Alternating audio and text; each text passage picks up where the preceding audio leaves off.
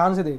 Question number 35, A and B contributes 4 lakh 3 lakh respectively as their capital they decided to allow interest on capital 8%। देख बेटा पहले interest on capital निकाल लें। 8 interest on capital निकालेंगे 8%, तो 8 चौक 32 यानी 32,000 इसका ए का, और बी का बेटा निकालेंगे 24,000। किसका आ गया? बी का। तो कितना हो गया बेटा टोटल? 56,000।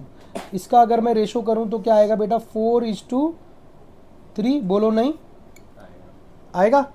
अब वो कह रहा है कि हमारे पास जो प्रॉफिट है, the respective share of profit is 3:2। कितना है बेटा? 3:2 है। ये अलग चीज़ है, वो तो प्रॉफिट बांटने के लिए। And the profit for the year 42,000। अब लेकिन मेरे पास अगर मैं देखूं प्रॉफिट इंटरेस्ट ऑन कैपिटल कितना आ रहा है?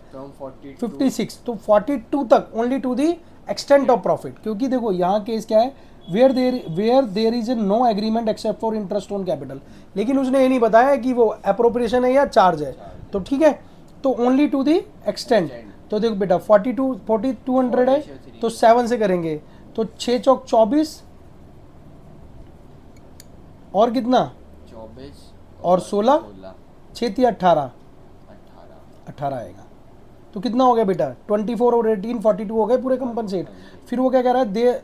फिर अगले केस में कह रहा है when where there is a clear agreement that the interest on capital will be allowed even if it involves firm in loss. तो जो 14 फर्म लॉस हो गई, फर्म लॉस में चली गई, यानी कि हमारे पास प्रॉफिट कितना है? 4200 और इंटरेस्ट ऑन कैपिटल कितना देना है? 5600। तो कितना? 14,000 का क्या हो रहा है? लॉस हो रहा है। तो 14,000 को 3:2 में 3:2 में बांट देंगे तो यानी क्या आ जाएगा? 8400 और 5600। बोलो नहीं समझ में आ रहा? क्या हो जाएगा? वो लॉस आ जाएगा। बिल्कुल है यार, डेबिट साइड मेरी ज़्यादा आ गई ना। इंटरेस्ट ऑन कैपिटल कितना आ गया? इंटरेस्ट ऑन कैपिटल मेरा इन सबको मिला के 56 और प्रॉफिट कितना है? 42। और उसने कहा भैया दे दो, क्या कर दो? दे दो। तो दे दिया, तो भाई लॉस में आ जाओ फिर, क्योंकि उसने कहा ना कि चाहे लॉस में आ जाओ आप, लेकिन देना पड़ेगा।